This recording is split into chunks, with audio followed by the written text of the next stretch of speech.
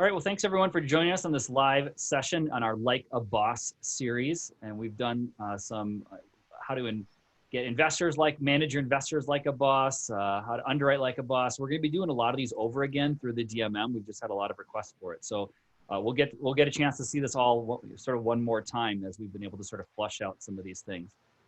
You guys get the preview for it because you guys are in the part of the coaching and alumni program here. So I'm super excited to have Daniel Simpson here today. He is the asset manager for Nighthawk Equity.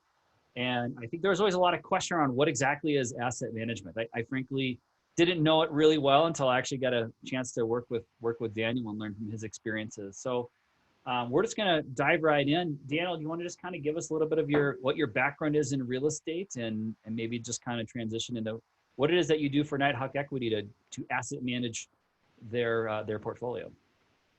Sure. Good to meet everybody, first of all. This is the biggest Zoom group I've ever been on, so very cool. I've been in real estate for more than a couple of years, more than a couple of decades. It's just about all that I know.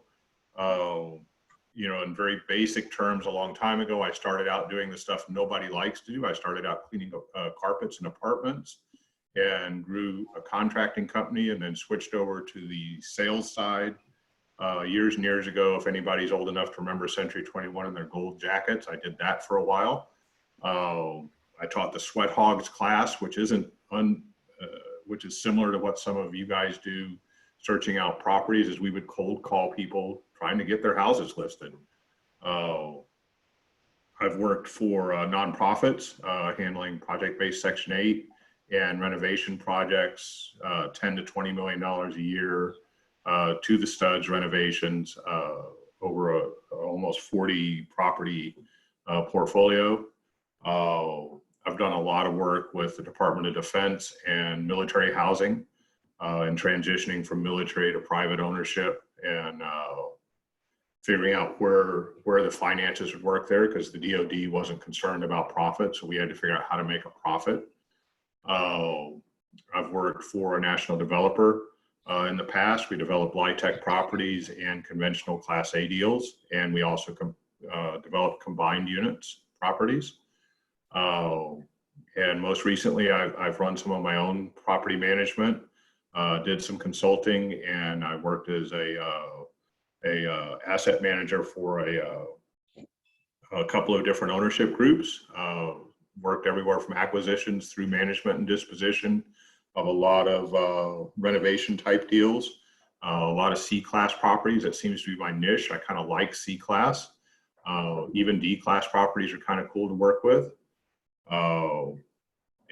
Moving forward, Garrett with Nighthawk looked me up one day or found me somewhere, and the next thing you know, I'm paired up with Nighthawk, working their properties in the Southeast. I operate as their asset manager. And kind of to that, Drew, if you just want me to turn into it, my primary focus is protecting the value of their assets and the money of their investors, and finding the big picture ways to get to the returns. And in doing so, the job gets very busy because I work between ownership and property management. And if any of you manages your own properties, you know that can be a headache. As the asset manager, I kind of take on that headache and drive property management to try and meet the goals. So I am the owner thinker. I'm the one that thinks like the owner, thinks like the investor. It's my money in the deal is how I think. And property management is a people manager. They manage the tenants, the vendors, the employees, and any outside people forces. Whereas asset management kind of manages the financial end of the deal.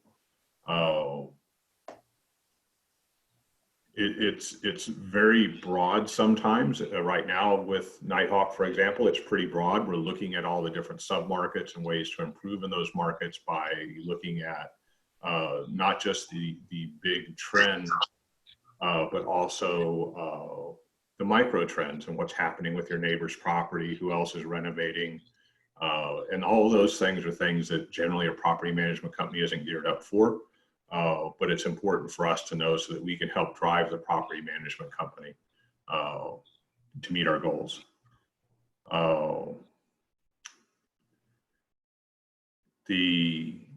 Yeah, Drew, you may need to help me out just a little bit here. I'm not sure which direction you want me to go. No, this is good. What do you think is a common confusion between what a property manager should be doing on their own versus the value that an asset manager provides? Because sometimes you get a property manager that says they can do everything, and even the best property managers need some asset managers. Where do you see yourself operating? Like, what are the kind of the decisions that you feel you need to keep the property manager in line with? Right. So property management, and having done that myself, they become complacent, like almost anybody else will. So they're getting a percentage and they're beginning to make a profit managing for you. There's not a lot of incentive for them to raise rents $25. That doesn't make a big difference in their bottom line like it does to yours. So you need somebody, either yourself or between yourself and the management company, to help drive that. So looking for efficiencies, looking for revenue sources. One of my big things and a tip for you guys is assign parking. If you can assign parking, even if it's uncovered, and get $10 a month and 50 spaces at a 100-unit property or 200-unit property, that's a huge number.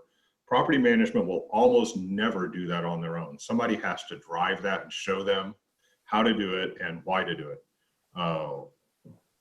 There's a million other little things like that. Some of them get stuck on their rents. You know, they don't want to push rents because we're at 95, 96, 97% occupied. Well, to me, when we get 97, 98% occupied, our rents are too low, right? We need to raise our rents, create a little bit of vacancy so we can have some turn and we continue to raise the rents. Property management isn't going to want to do that. Yep, that makes sense. How about on the staff development side? You know, that's one of the things that you tend to do is work with some of the on-site staff for training. What are some things that you've found to be successful in terms of pushing the skills or the process on the on-site staff? So from an asset management stance, it's difficult sometimes to push the staff, but successful on-site staff are driven by a successful regional manager. They're driven by incentives, of course, but you know, visiting the properties and being open to suggestions from staff is very helpful, especially leasing agents and maintenance persons. Maintenance persons are the most overlooked people on the property. You might have a groundskeeper that's making $9, $10, $11, $12 an hour. And that groundskeeper is probably speaking with half of your residents each week as they pick up grounds. They walk by and say hi. If you have a groundskeeper that's smiling and being friendly about it, that's great. If you don't, you need to know. But the other side of that coin is you need to do the same thing when you're visiting, or the asset manager does. So I make a point to visit with everybody on site. I think that's very helpful in motivating them and making them feel as part of the team. Got it. So Daniel, on this call, people who are here and people who are listening to this later, a lot of us are chasing their first deal, right? It's their first deal that's going to be, you know, a couple $1 million, maybe on their second or third deal. None of them can afford a third-party asset manager, right? So none of them can afford a seasoned pro like yourself. What are some tips you would give to someone who's buying their first property, specifically, even if it's out of state, if it's not in their hometown? How do they operate for the first-time owner to make sure they're doing their first-time asset management responsibilities? Right. So it is tough. I mean, I've done that in the past as well, and it can be challenging because it's very personal to you. Everything is personal that happens at the property. So it's really key that you manage to find a property manager you're very comfortable with. You know, spend some time, interview a couple of them, but try not to get too involved in the very minutia of it. You want to hire somebody you're comfortable with, that's professional at the job, and then you can keep your ownership view and asset manager hat on when you visit the property. If you get too involved in the overall details, that's where you're going to stay, and you're not going to be able to see the big picture of the property, of the movement of the economics of the property. hopefully that makes some sense. How Daniel, how often should someone, as an asset manager or acting on behalf, how often should they visit the property, and what should a property visit entail? Do Yep. they need to be there in person? So that varies a lot, but my personal opinion is an asset manager needs to visit the properties they're managing at least once a month. They need to spend sufficient time at that property to tour the whole property, the exterior, and to walk interior units, to walk ready units, to walk units that are under construction or under just being turned. Of course, any other projects. Personally, I think they should do some spot checks on leases if they know how to do that. And by that, I mean, look at a hard copy lease, look in the system, make sure it matches. Just a simple audit. You can go over financials with the manager or the regional manager if they're there. That would be a really good thing. My favorite financial report's the T12. Almost every manager understands that. And it gives you a really good view of what's going on from your loss to lease to your vacancy to expenses, whether it's trash going up or water going down or whatever it is. But I would say, you know, a 150 to 250 unit property requires a day and a half to 2 days per month of a good solid visit. And you really should have, if you have a regional manager, they should be there at least part of that time. Good. Okay. You've talked a lot about sort of just the on-site staff, looking at the financials. I'm thinking back to a conversation we recently had when you and I were on a call with our property manager. You talked about how it was important for you as an asset manager to have good relationships with some of the local housing authorities, that Section 8 isn't just a smooth running operation all the time. How did you use your relationship as an asset manager to help provide value to the owners in dealing with like a Section 8 or a housing group? Right. So it's important that the property manager has a really good relationship if you're going to have vouchers on your property with whoever the housing authority is. Housing authorities are funded federally. Their money comes from the federal government, and that money does run out in some markets. I've seen it happen year after year after year.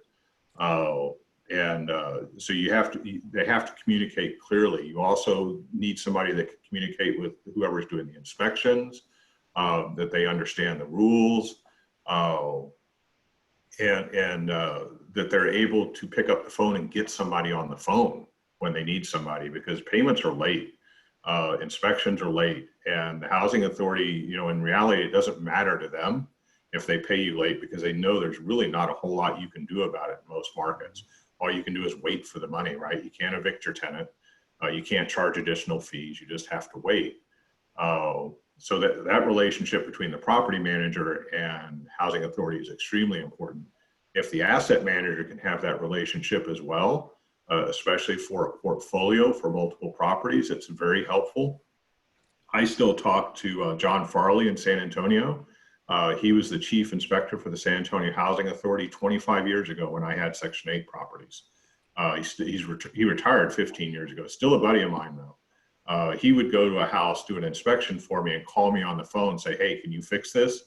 I'd be, "Of course I can," and he would release rent. So those relationships can be built, and you know, you guys have learned, or you're learning, that real estate's all about relationships, and that's just another one of them. It's a key piece. Anytime money's involved, that relationship's got to be good. Daniel, what's your strategy for moving back and forth between sort of the pound the table kind of effort versus the more sort of softer approach? Like what point do you sort of be the heavy on things versus try to work more politely on relationship side? How do you balance that? Right. So that's tough. I am known for being somewhat easy sounding, I guess, when I deal with property management in particular, and with staff. I'm the guy. I've managed hundreds of people. I've had almost 200 people in my employ at one time, and I was the boss that knew just a little bit about everybody. And I think it's important that you build that relationship. To me, it works very well. So I know just a little bit about everybody, and they all know just a little bit about me. They don't know my wife's name, but they know I'm married. They don't know my son's name, but they know he graduated, little things like that. And you build trust that way, and they feel more comfortable giving you information. And Drew, your question kind of escaped me, but the relationships are really, really key, because they'll feel comfortable giving you the bad news. When property management has bad news, they never want to give it to the owner. And that's another thing your asset manager does, is help you find that bad news. Whether you want to hear it or not, we'll eventually find it. But if they're more comfortable doing it, you can have that dialogue. It makes that bad news a lot less expensive most of the time. So that relationship is really key. Now, pounding the table, I do it periodically. It happened earlier today. But it was because of communication. Somebody didn't communicate properly. They just didn't do it.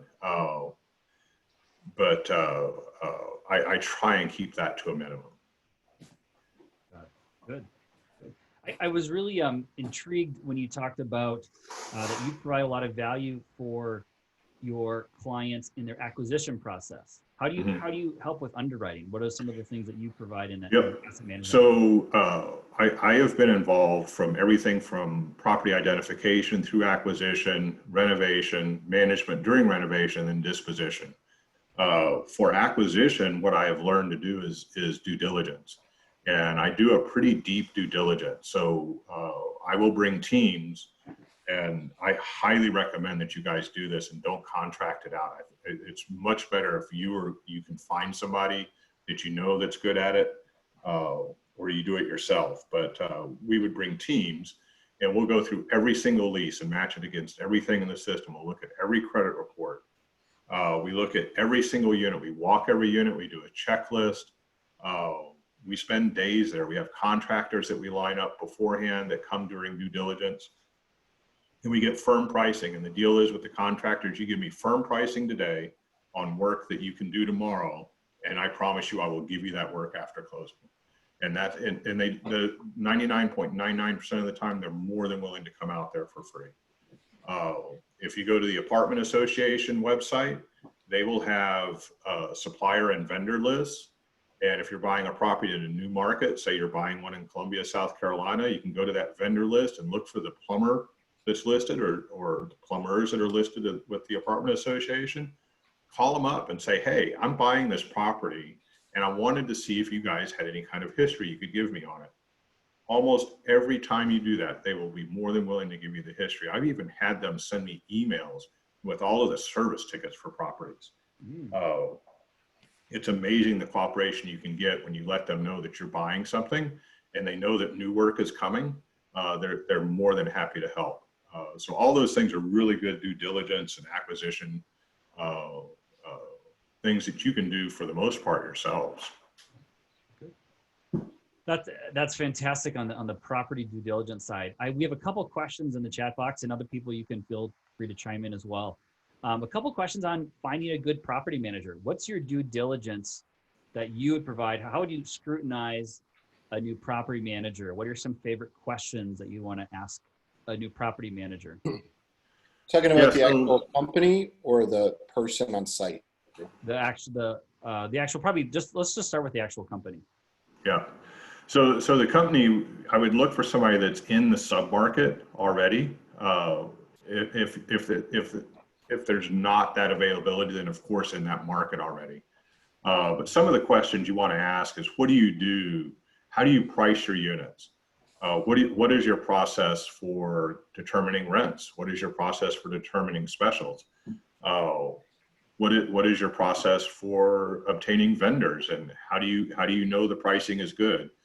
They almost all have some sort of system for that. The bigger companies use electronic systems, third-party systems, and you'll end up paying for that. There'll be a fee for it. The smaller companies don't use systems like that. They just know everybody. So those are questions I would definitely ask. Pricing is important. The tenure of their employees. And I like Glassdoor, honestly. Property management is one of the toughest businesses out there. It's certainly the hardest in real estate. And almost nobody says anything good about their property manager out loud because it doesn't matter when they're doing well, right? Clarify that glass door comment. I think I know what you're talking about, but Yeah, so there's a website called glassdoor.com, and Glassdoor is a place where employees can rate their employer. Employers can also post there. So for a fee, you got to kind of watch out, but for a fee, employers can do training, and I think they have videos through there now. It's expanding, but it's a pretty good place to go look and see what employees think about their boss. So if you were to pick a property management company, Lincoln Property Management, and go to Glassdoor and look at them, there'll be probably 2,000 or more employee reviews of that company. And it can be very telling because they list names. A lot of them call people out by name. But in general, it's an interesting place, as is LinkedIn, of course. Most of the companies are on LinkedIn. How big does a operator need to be before they have someone like you? Like, what is there a rent amount, a unit amount? Like, tell us the size that someone would want to shoot for in order to have a full-time proper asset manager like yourself. You know, it really depends. So if you want a full-time asset manager, mathematically, you have to have enough in asset management fees to support somebody. You get different people at different pay levels in different parts of the country. So really, it's just a financial thing. You could also start with a part-time. I know people that do asset management from more than one ownership group. I've done it before.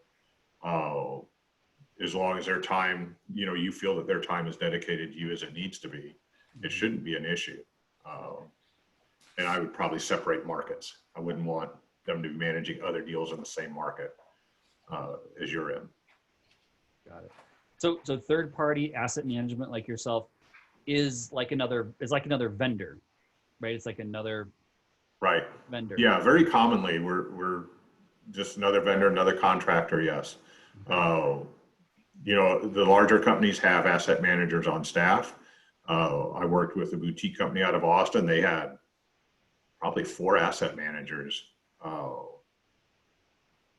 when I was working with them a few years ago. Of course, they've grown to like 35,000 units too now, so they probably have a dozen of them. But yes. Got it. So I like the idea of a lot of the on-site stuff. Tell us about the expectations an asset manager should have in terms of financial experience. They should be able to understand balance sheets and income statements and cash flow statements.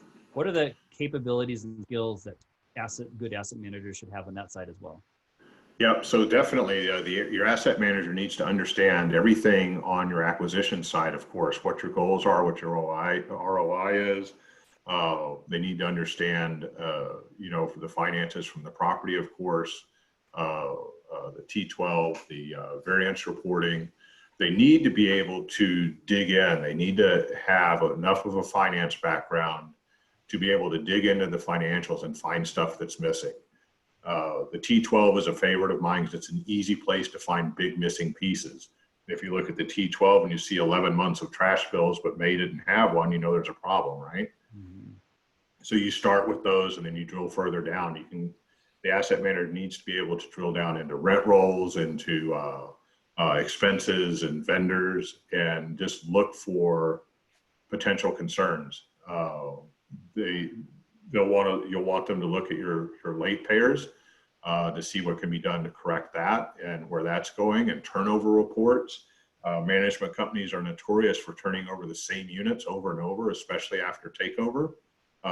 They'll try and fill the property back up. Say it's a 100-unit property, you bought it, it drops down to 50, and they're trying to fill it up. Well, if you watch, your asset manager should be able to see if they're re-renting the same 50 units over and over, or if they're filling those units up and re-renting the old units, right? Does that make sense?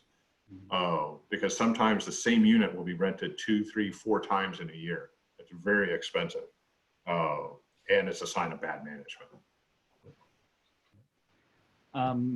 We had another question here. So you mentioned having a good relationship with the local housing authority. For non-Section 8, are there municipal departments that are helpful to have a good relationship with as well? So I think that depends on the market that you're in. So, and the type of property that you have. There are funds available for all kinds of inner city type deals and There are block grants available. So any kind of relationships you can have is good. I was on the Planning and Zoning Commission. I was for several years in a small town. I personally had a relationship with a couple of developers. I thought that was good. So if you're doing something that might require changes, all those relationships are good. And all those people, once you develop relationships, will share things with you eventually that you may need. And, you know, it could be helpful. But for the most part, unless there are other rent resources, I'm not sure you would be looking for if you didn't have Section 8. I do want to share one quick story, Daniel, that I think Andrew and I really appreciated from on the Nighthawk side. I know Garrett would as well. Was that when we were talking about reaching out to our lender for some loan modification changes, meaning the lender has established a certain CapEx budget, and if we want to make some adjustments to that, we sort of have to go through a process. One of the things that we really appreciated about having you on board with Nighthawk was that you know a lot of these loan service providers by name, right? Why is that helpful? You know, it's relationships again. So I happen to know that particular person at the lender, and because I've done $50–60 million in loans through them with another investor just a few years ago, and they went very well, which was good. So she's been very helpful. She's very flexible in building those relationships. So, you know, anytime we're going to be doing another deal at Nighthawk, I'm going to try and push towards that lender now because we have a great relationship with them. And we know what they need, what they want, and what they expect. And those things are key. And then we provide that information to them up front so that we don't make them double their work, look at everything once, then look at it again, then ask for something else, look at it again. Yep. But yeah, having done this for a little while, I know a lot of the folks out there, some of them have already closed. There was a lender that went out of business last year that I kind of liked them, but you know what happens. We may see a little more contraction this year too, we'll see. Sure, that's great. Garrett, can I ask you a couple quick questions since you're on the line here? Sure. So you did a lot of the asset management for Nighthawk before Daniel came on. Can you tell us a little bit about what value that's brought to you as the guy that's in charge of acquisitions and sort of some of the big things that you've learned from having a professional asset manager on board, even though a lot of the folks that we are involved in the deal, we've been doing this a long time and have looked at a lot of deals. What are some of the interesting things that have been valuable for you to have? Yeah. So this, I mean, there's decisions that you got to make kind of quickly. And, you know, one of my goals just in general with regards to real estate is there's actually a really cool little clip online of Howard Stern is actually asking Jonah Hill, who's the best director of all time? And why is that? And Jonah Hill responded with Martin Scorsese, and he said, why? And Martin Scorsese he said Martin Scorsese is the best director of all time because he can take really complex problems and solve them much faster than anyone else. And that's why he's the best, because you have a lot of problems that go on set, and you have to be able to address them quickly and very complex problems and break them down and solve them very quickly. And so my goal as an owner and operator is always to try to become that version of myself where I can find problems and solve them as quickly as possible. And so you have to make decisions very quickly. And you know, there's some that are very complex, some that are a little bit easier that come with experience. So having, you know, managed properties by myself for a while, you know, my first portfolio, I had 3,400 apartments with you know, a couple partners, and we self-managed everything. And so we were making a lot of these mistakes and decisions without any sounding board. It was just figure it out type of thing. So I've learned a lot from that, but having somebody like Daniel with, you know, 30 plus years of experience, I just don't have that many years of making mistakes. And so having somebody like him, if I have a decision, there's often like, it'll make sense to me to do it one way, but I don't necessarily know. You know, I don't have the 30 years that he has. So I'll ask him, he'll think it's something completely different. And I'm just like, all right, great.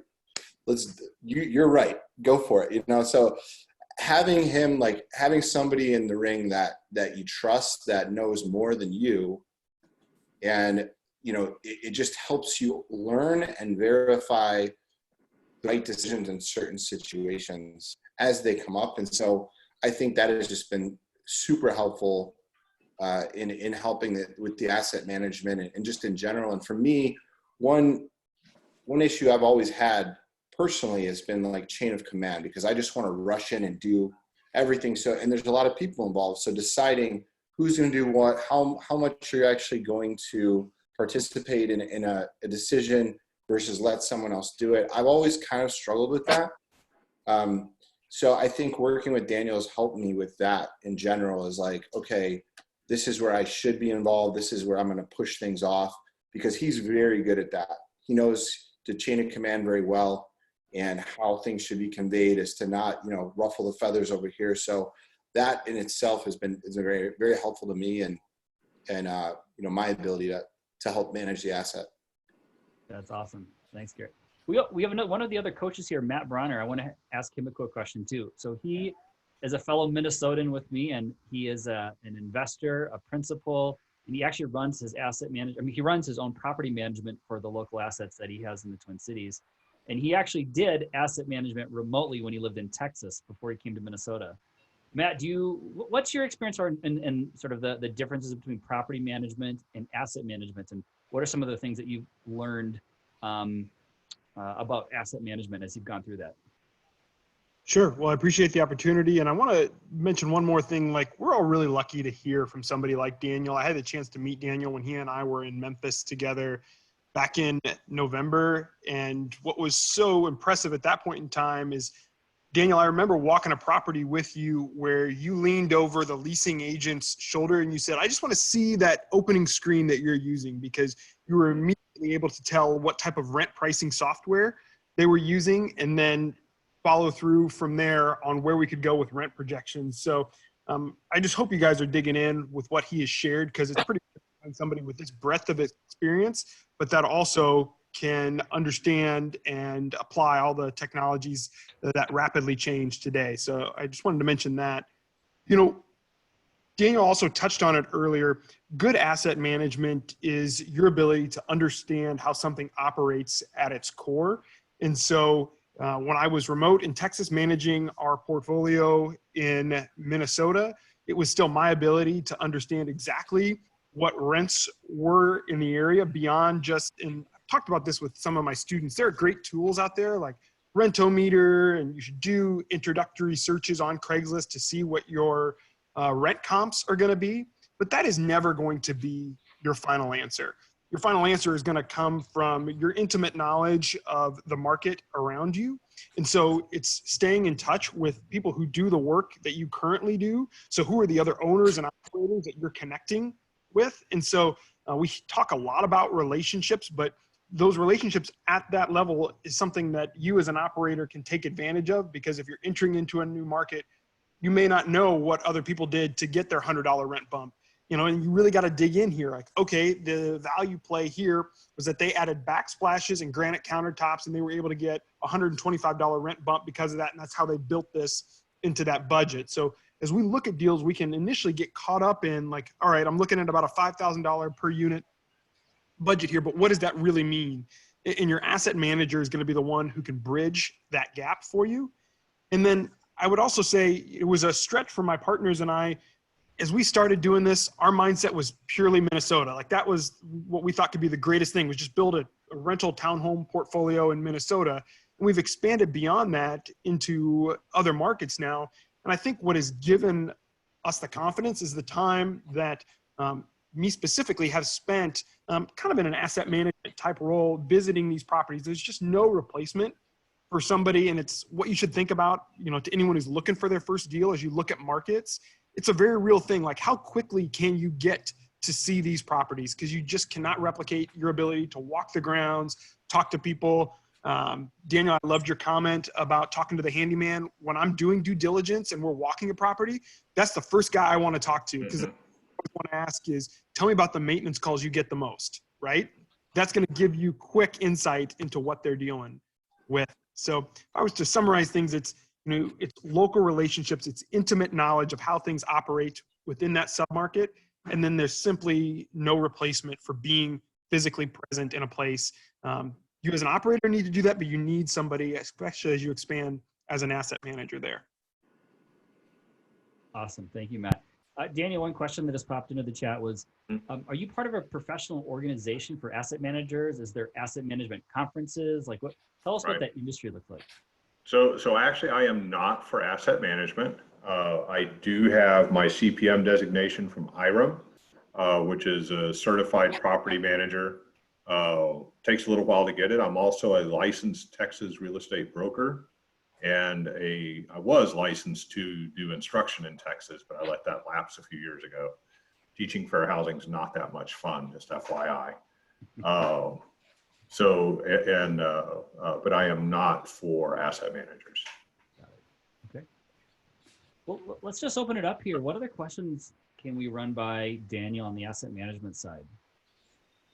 I do want to also mention that I was the asset manager for a several hundred unit property that I had in Memphis. And after meeting Daniel, I fired myself and hired him because he does such a great job. So even us coaches here can learn a lot from these industry pros.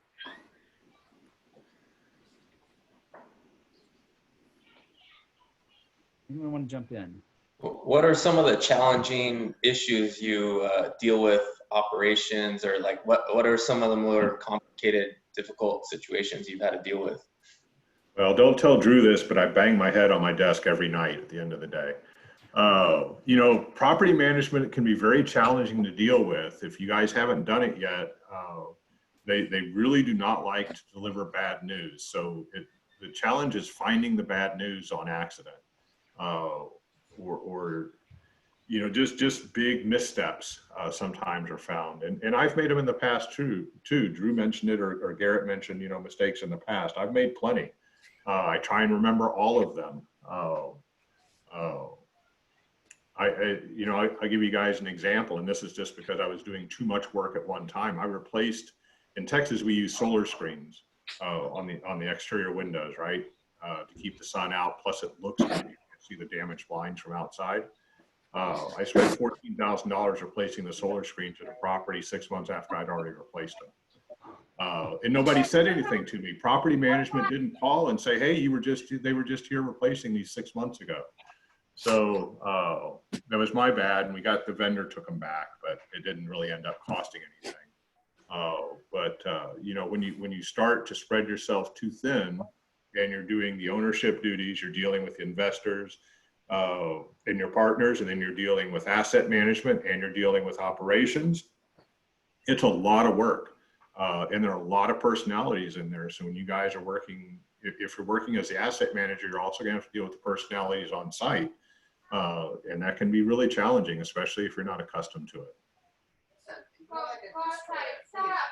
Daniel, we talked about that you obviously need a lot of asset management fees to cover cover the cost of this vendor. What is typically, have you seen in your breadth of experience, asset management fees? Is it always a percentage of total revenue? If so, what is it? And does that vary by property type or age or size? So typically what I've seen, lenders will cap it at 2%. And a lot of times the lenders will stipulate, or I've seen the lenders stipulate, it has to be paid outside. So you can't, as the owner, collect the asset management fee and keep it. Not always though. I mean, sometimes it's not stipulated. It's not in any of the deals I've noticed recently. But typically I've seen it between 1% and 2%. 2% is the highest I think I've probably seen in underwriting in quite some time. And then same with the management fee, but that's a whole other story. And is that always tied just to total rent? Or are there other components that would be NOI or something else? Yeah, so for asset management, it should be tied to your total revenue, really. But a lot of them are written to just rental income, net rent, which is fair enough. And that provides ownership some measurement of success with asset management. Because in theory, you should be going up every month and every year, right? In rental income. So it ties the asset manager's income to the performance of the property. NOI is used to measure performance of the manager. And I look at that for Nighthawk's properties. That's something I look at each month. I look at their expense trends, I look at their income trends, and I look at their trend in NOI. They can't control everything. They can communicate everything though. That NOI is a really big indicator of their performance. We got another question in here, and I think this is a good one. Once you're already established, once you've already owned the property and you have a property manager, when is it time to fire that property manager and find a new one? And I'm telling you, I'm asking this question as someone that has had to do this a couple times in the last few years. It's never easy. It's not like switching, turning off your cable or switching, TV providers. There's a lot of, there's emotional, there's physical, there's financial friction involved. When is it worth it to start deciding to try a new property manager? Well, I think the first thing you need to do is examine why you think switching property management companies would be beneficial. So if it's a personality issue, that may be something that you can work through. If it's a financial issue or a fiduciary concern that you might have, then that's probably a really good reason to try and make the change more quickly. Drew, you're absolutely right. It's not an easy change. It's never easy. And then you need to do some due diligence with the new property management company and look at where they're at, maybe get their opinion off the books or before you make your decision on where they think they could drive the property in comparison to where it is with the current property management company. When should someone who's worked exclusively with sort of self-management ownership versus third-party property management, when should people be thinking about bringing all of their property management in-house and not having sort of managing it internally versus having a third-party manager? And how does an asset manager play a role in that? So I think that's really two questions. So I think hiring a management company is probably important in almost all sizes of portfolios, because that allows you as the owner, the investor, to concentrate on owning and investing, not in managing. If you want to be a property manager, I'm sure that we can find somebody that will let you manage their property. You know what I mean? You guys, you need to look at the bigger picture, the bigger numbers, and grow your business. You can't grow your business if you're sitting at the property covering for a manager that called in sick. Or if you're out there turning a screwdriver or putting in a light bulb. I mean, those are extreme examples, but it happens. I had a manager at a 400 unit Class A, owner at 400 unit Class A deal that came from California to visit one time. And he was at the property the next day planting a tree. He'd gone rented a pickup truck and bought a tree to put it out in front near the street because he thought it would look good. But because he's doing that, he's not out looking at the next deal or finding the next deal or making sure that it's not time to get rid of the last deal. You know what I mean? That's where you guys, in my opinion, belong. The asset manager, again, is the person that thinks like you. It's the asset manager that thinks like the owner, works like the owner, that oversees the property management company. And that's probably, it may depend on the number of people that are involved more than the number of units. So if you have 10, 50 unit deals, you probably need an asset manager, just like you would if you had 500 unit deals. You probably need an asset manager, at least part-time, to help you go to manage the property management. Brad and Phil, do you guys do your own asset management? And do you have anything else, any other hot tips or tricks you want to toss in here as we get towards the top of the hour? I use third parties personally. I have two different third party managers. I agree. The T12s are what I like to focus on, seeing the trends, how things are going, make sure everything's trending the right way. I kind of let the numbers tell me when to step in on certain things, but we also have weekly meetings with our property managers just to stay in touch with them and try to get that bad news sooner, like Daniel said. I agree with Brad. A lot of my stuff is smaller JV stuff, so I kind of have to be the AM because it's different partnerships. So if it was one entity that controlled everything, we could probably outsource that. But I'm sure that I'll catch some flack, about this. But I'm actually living in one of my buildings right now. We're turning about 60 of 100 units, and I said, you know what? I'm just gonna stay there until it's done. So a little bit of a different approach, but boy, I'm seeing some stuff that you don't see when you visit 1 and 2 days a month, and I'm learning a ton. So it's an interesting approach for those who are young and single. That maybe you take your acquisition fee as your year's salary and you go move into a building. You will learn a lot. I thought I knew a lot, but I'm learning new stuff every day. So, Daniel, have you ever done that? Have you ever? So I have, unfortunately, I have done that. I've traveled with an air mattress, and my next consideration, Drew, if I can't get a hotel room, is to hook up the trailer and head out anyway. So I do have a small travel trailer. All right. I will, to add to what Phil said, you know, I'm old enough that in the 60s, 70s, and even the 80s, owners were building owner units and properties still. So when you buy a property that's a vintage property and there's an apartment over the office, that wasn't necessarily for the manager. It was for the owner and his wife, and they would manage the property. I've found properties that we bought that were, you know, all 1s and 2s, and there's this big 3-bedroom, 2.5 bath townhome in the back of one of the buildings somewhere that you would have never known was there until you walked 100% of the unit. So it's not uncommon in the past for owners to do that. It's not as common today because everybody, you know, wants more. So they don't have time. That requires an awful lot of time and effort, Phil. I commend you for that. And I'm sure you're seeing a lot of stuff you don't want to know existed. Yeah, it's challenging. Great. Any other questions we want to jump in and ask? Yeah, what kind of preventative like maintenance do you try to keep on buildings, like HVAC systems, painting, all that kind of stuff? How do you deal with that? Yeah, so that's something your property management company should have, a preventative maintenance schedule. You know, I've been doing this a long time, so I come with preventative maintenance schedules, market surveys. I have all these things that I've built over the years for myself and my portfolios. But management companies aren't real receptive to other people's information or ideas sometimes. But your property management company should have a schedule. So in my book, the property manager walks the property or her assistant, his assistant, every day, and they take a different path. So they should have 2 paths to walk. They should have a show path and they should have an inspection path. And each one alternates every day because they need to walk and see what's going on.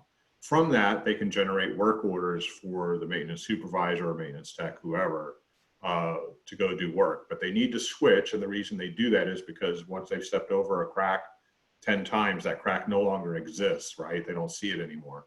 The same with the paper cup in the bushes. They don't see it anymore if they walk past it more than once. And then there's schedules. If you Google it, HUD actually has preventative maintenance schedules and useful life schedules that come in kind of handy, especially if you're buying older deals. The useful life schedule will tell you what the expected life expectancy is of a brass light fixture, all the way to curb stops. I mean, it's all in there, and you can use that when you're determining budgets and use it as a checklist against whatever your PM is doing for preventative maintenance.